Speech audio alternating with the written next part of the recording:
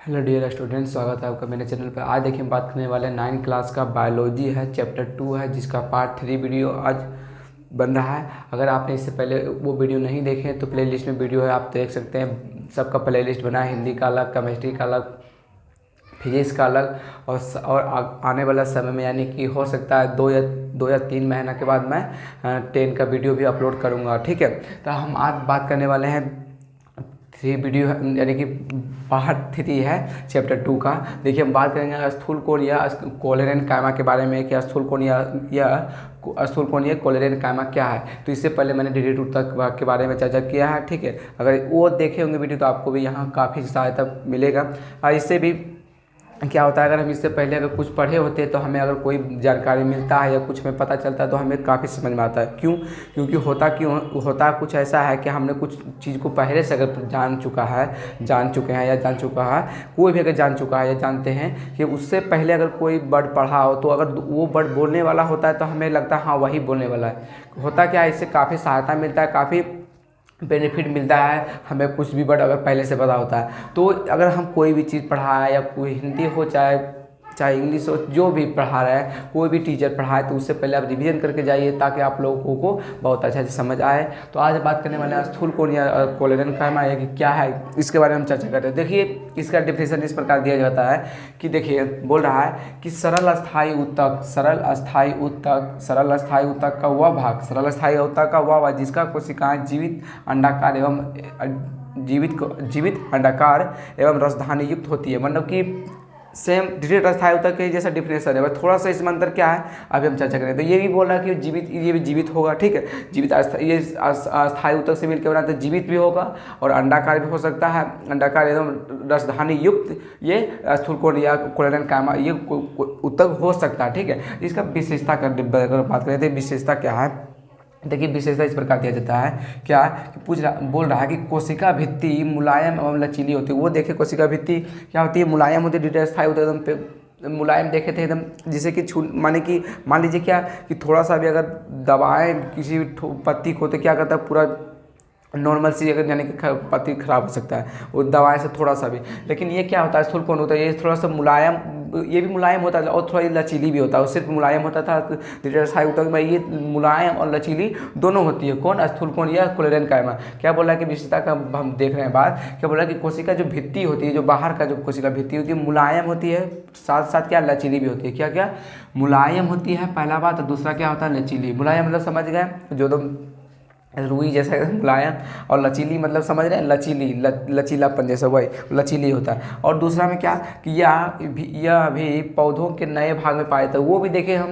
वो भी देखे डिटेल अस्थायी होता है, क्या होता है पौधों के नए भाग में पाया जाता है। सेम इसमें भी वही होता है स्थूल कोण या कोलेरेन कायमा में कि यह भी पौधों के नए भाग जहाँ बनता है, नए भाग चाहे पत्ती हो चाहे डाली हो चाहे कहीं भी बने, नया जहाँ भाग का निर्माण हो रहा है। मतलब कि जैसे पत्ती हो गया, नया डाल हो गया, नए तना हो गया, नई जड़ हो गया, जो भी नया हो रहा है वो है स्थूल कोण या कोलेरेन कायमा वहाँ पे पाया जाता है। तो यही बोल रहा है कि यह भी पौधों के नए भाग में क्या होता है पाया जाता है। अब आगे देखिए क्या बोल रहा है कि इस ऊतक के कोशिकाओं के बीच रिक्त स्थान पाया जाता है। इससे पहले हमने देखे थे रिक्त स्थान पाया जाता है थोड़ा सा, तो इसमें क्या बोला है कि इस ऊतक के कोशिकाओं के बीच रिक्त स्थान कम पाया जाता है। यानी कि उसमें देखे थे रिक्त स्थान पाया जाता है, उसमें ज़्यादा था। इसमें क्या बोला, इसमें कम पाया, उसमें सबसे ज़्यादा रिक्त स्थान देखे थे डिटेल स्थान। तो इसमें क्या होता है कि रिक्त स्थान का बात करें तो इसमें कम होता है, उसके अपेक्षा इसमें क्या होता है डिटेल स्थान अपेक्षा स्थूल कोण में रिक्त स्थान जो कोशिकाओं के बीच जो रिक्त स्थान होता है उसमें क्या होता है इसमें कम होता है। किसके अपेक्षा, तो डिटेल अस्थायी ऊतक की अपेक्षा स्थूल कोण ऊतक में ये जो बोला है कि डिटेल अस्थायी ऊतक जो बोल रहा है कि जो डिटेल अस्थायी जो ऊतक उसका था जो रिक्त स्थान जो था इसकी अपेक्षा स्थूल कोण की अपेक्षा इससे ज़्यादा उसमें पाया जाता है। तो ये है क्या, इसमें थोड़ा सा कम पाया जाता है। यही बोला कि इस ऊतक के कोशिकाओं के बीच स्थान क्या होता है कम पाया जाता है। और दूसरा चौथा क्या बोला है, इनकी कोशिकाओं के बीच एक बड़ी राजधानी पाई जाती है। इनके कोशिकाओं के बीच क्या होता है एक बड़ी राजधानी पर, उसमें अभी राजधानी देखे थे लेकिन उससे भी बड़ी इसमें पाया जाता है बड़ी राजधानी, मतलब समझे उससे भी बड़ी राजधानी इसमें पाई जाती है। किसमें, स्थूल कोण या कोलेरेन कायमा में। क्या बोला फिर से देखते हैं, क्या बोला इसके कोशिकाओं के बीच क्या बड़ी राजधानी पाई जाता है। साथ साथ इसमें क्या है देखिए कि इसके कोशिकाओं में हरित लवक भी पाया जाता है। उसमें भी हरित लवक देखे थे कोई, ये बोला क्या हरित लवक से क्या होता है, खाना बनाने में काफ़ी मदद, इससे ही खाना बनता है। ठीक है, हरित लवक में क्या होता है कि क्लोरोफिल होता है। क्लोरोफिल क्या होता है, सूर्य प्रकाश को अवशोषित करने की उसमें क्षमता होती है, पर्णहरित उसे बोलते हैं। तो स्थूल कोण में पाया जाता है क्या, इनकी कोशिकाओं में हरित लवक भी पाया जाता है। और क्या बोला कि यह एपिडर्मिस के नीचे पर्णहरित क्या ना पर्णवृत्त, पुष्पवृत्त एवं पुष्पवली पर पाया जाता है। ठीक है, अभी हम तुरंत समझाते हैं ये क्या है, आपको समझ में नहीं आएगा। देखिए ये बता देख लीजिए, ये जड़ में नहीं पाया जाता। अगर पूछ दे कि स्थूल कोण ऊतक या कोलेजन कामा क्या जड़ में पाया जाता है, ऑप्शन में दे सकता है हाँ नहीं या हाँ दोनों। जैसे कि ऐसे भी देखिएगा आप ऑप्शन के अनुसार कि जड़ में पाया जाता है नहीं, तो ये जड़ में नहीं पाया जाता। कौन स्थूल कोण या कोलेजन का मतलब देखिए ये कन्फ्यूजन था 6 नंबर। क्या बोला कि ये एपिडर्मिस के नीचे, एपिडर्मिस के बारे में बताए थे।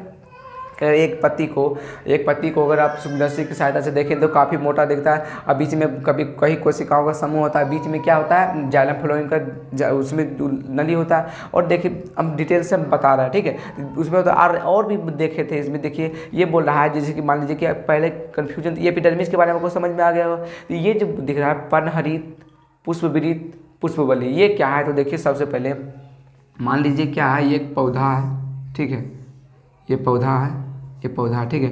पौधा का ये क्या है, एक ठो डाली है, और डाली में क्या है, मान लीजिए इसमें फूल फरा है, ठीक है, ये फूल फरा है, और इसमें भी क्या है, फूल फरा है। ऐसे फल मत समझिएगा, ठीक है, फूल समझ लीजिए। क्या है, फूल, बहुत सारा फूल है, ठीक है, फूल है। और इसमें क्या है कि इसमें एक ठो पत्ती है,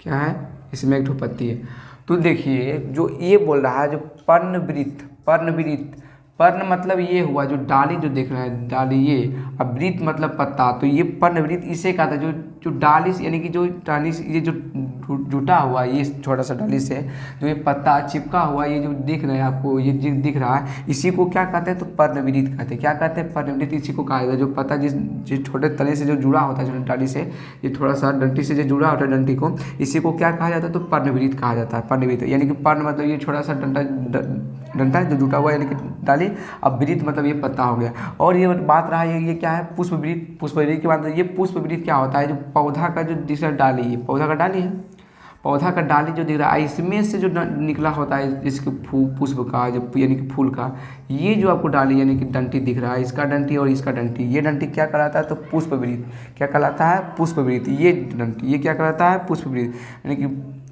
पुष्प मतलब फूल हो गया, वृत्त मतलब यही इसका जो डाली हो गया। समझ में आ गया कि वृत्त मतलब सेम वही वृत्त, ये भी वृत्त, ये भी वृत्त मतलब यही डाली हो गया, यानी पतला से डंटी जैसा। अब यानी कि पत्ती, इसमें पत्ती लग गया, और जो वृत्त का बात, यानी वृत्त का पत्ती लग गया, और बात रहा कि ये वृत्त मतलब ये, अब पुष्पवृत्त, हाँ पुष्प का बात करते हैं, पुष्प फूल हो गया। अब वृत्त मतलब ये डंटा, यानी कि जो थोड़ा सा जाली दिख रहा है, जो डंटी जैसा है, ये क्या है, ये तो वृत्त है। अब पुष्प का पुष्प, अब पत्ती का वृत्ति, यानी वृत्त हो गया। और बात पर ये रहा लास्ट यार कि पुष्पवली क्या होता है। ये पुष्पवली क्या होता है, पुष्पवली मतलब क्या, लंबाई, यानी जिससे ये जुड़ा होता है।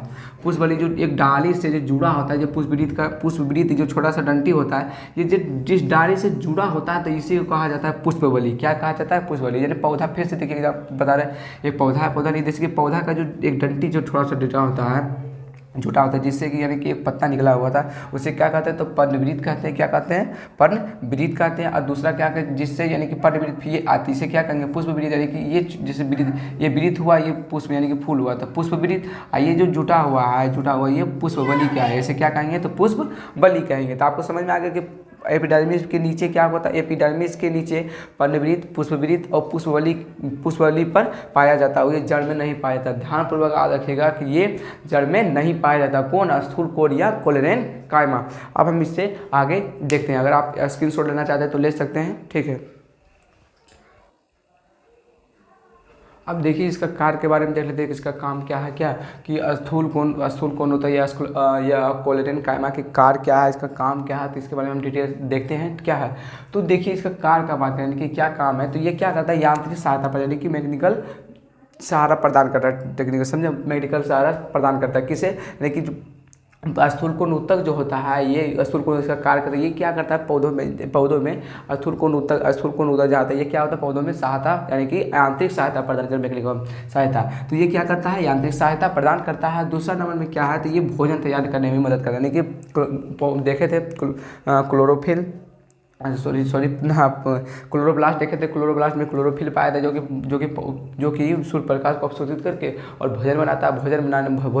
भोजन बनने के बाद ये क्या भोजन जैसे कि तैयार जैसे कि भोजन तो बनेगा ही, सूर्य प्रकाश को अवशोषित करने के बाद वो क्या करता है रासायनिक ऊर्जा सूर्य प्रकाश को बदलने के बाद क्या करता है, फिर क्लोरोफिल के उपस्थिति में जल अवशोषित करने के बाद असत क्लोरोफिल वहाँ पे होता है। इसके बाद क्या करता है भोजन भी तैयार करता है, इसका कार्य हो गया। तो यही बोला पहला नंबर क्या यांत्रिक सहायता प्रदान कर रहा है, दूसरा क्या भोजन तैयार करता है, दूसरा क्या तो बात रहा कि लचीलापन प्रदान करता है। कौन स्थूल कोण या कोलेरन कायमा में ये क्या करता है कार्य में, तो क्या करता है लचीलापन भी प्रदान करता है, क्या करता है लचीलापन भी प्रदान करता है। और देखिए आगे क्या बोला कि एपिडर्मिस को यांत्रिक सहायता प्रदान करता है, एपिडर्मिस को यांत्रिक सहायता कौन प्रदान करता है, यही एपिडर्मिस को अगर पूछ देखिए एपिडर्मिस को यांत्रिक सहायता कौन प्रदान करता है, स्थूल कोण या कोलेरन कायमा। एपिडर्मिस को यांत्रिक सहायता प्रदान कौन करता है, तो स्थूल कोण या कोलेरन कायमा। और देखिए एक ठोक इसी पर क्वेश्चन आता है कि जो शुष्क प्रदेश होता है जहाँ पे यानी कि बर्फीली या ठंडी जैसा जो देश होता है शुष्क प्रदेश, तो शुष्क प्रदेश में क्या होता है कि जो जैसे कि मान लीजिए कि एक पत्ता है, ठीक है एक पत्ता लेते हैं, देखिए आपको समझाते हैं, एक ठो पत्ता है शुष्क प्रदेश में यानी कि बर्फीली जैसे जगह में, इसकी जैसे कि ये देख ले तो इसके ऊपर क्या होता है कि एपिडर्मिस पाया जाता है, एपिडर्मिस का परत होता है, पत्ती के ऊपर देखे थे एपिडर्मिस का परत होता है, इसके ऊपर भी है ना बर्फीली जैसे कि जहाँ ठंडे मौसम जहाँ जगह या इस स्थान उस जगह पे क्या होता है एक है ना पतली जैसे लेयर बन जाता है, यहाँ लेयर पतली जैसा लेयर जिसे क्या कहते हैं क्यूटीन क्या कहते हैं क्यूटीन, इसलिए लिखे थे आपको समझा सके। तो ये क्या जो पत्ती के ऊपर यानी बर्फीली यानी कि शुष्क प्रदेश होता है वहाँ पे क्या होता है कि जैसे कि एपिडर्मिस के ऊपर एक पत्ती जैसी परत होती है बन जाती है जो उसे क्या कहते हैं तो क्यूटीन, और क्यूटीन के कारण क्या निर्माण होता है तो क्यूटिकल। अगर पूछ दे कि किसी शुष्क एपिडर्मिस के ऊपर किसी शुष्क स्थान पर जो पतली जैसे परत बन जाती है उसे क्या कहते हैं तो क्यूटिकल कहते हैं, ये सब पूछता है कभी कभी क्वेश्चन में, ठीक है। अब ध्यानपूर्वक आता है कि उसे क्या कहते हैं शुष्क जैसे प्रदेश में जैसे कि क्या होता है एपिडर्मिस के ऊपर पतली जैसे परत बन जाती है किसके कारण क्यूटीन के कारण, तो उसे जो बनता है उसे क्या कहते हैं क्यूटिकल कहते हैं, उसे क्या कहते हैं तो क्यूटिकल कहते हैं। तो यही यानी कि पत्ती के ऊपर एक पतली जैसे लेयर बन जाती है यानी कि एपिडर्मिस के ऊपर, पत्ती के ऊपर तो एपिडर्मिस तो सबसे पत्ती का ऊपर भाग होता है, और भी पाया जाता है क्या रंध्र स्टोमाटा जिसे गैसों का आदान प्रदान होता है, इससे आगे देखेंगे, ठीक है। तब यही समझिए कि पत्ती के ऊपर एक लेयर होती है जिसे क्या कहते हैं एपिडर्मिस, तो आपको बताए थे एपिडर्मिस। तो एपिडर्मिस के ऊपर जैसे बर्फीली जैसे स्थान हो गया कोई या ठंडा वाला मौसम है शुष्क प्रदेश, वहीं क्या होता है कि एक ठो पत्ती जैसी लेयर बन जाती है पतला जैसे, उसे क्या कहते हैं क्यूटीन कहते हैं। क्यूटीन के कारण क्या होता है क्यूटिकल का निर्माण होता है, ठीक है। और पूछ देखिए पतली जैसी पूछे एपिडर्मिस के ऊपर किसी बर्फीली जगह या बोल दे शुष्क प्रदेश में एक पतली जैसी लेयर बन जाती है, उस लेयर को क्या कहते थे क्यूटिकल कहते हैं, क्या कहते हैं क्यूटिकल। तो आपको समझ में आया स्थूल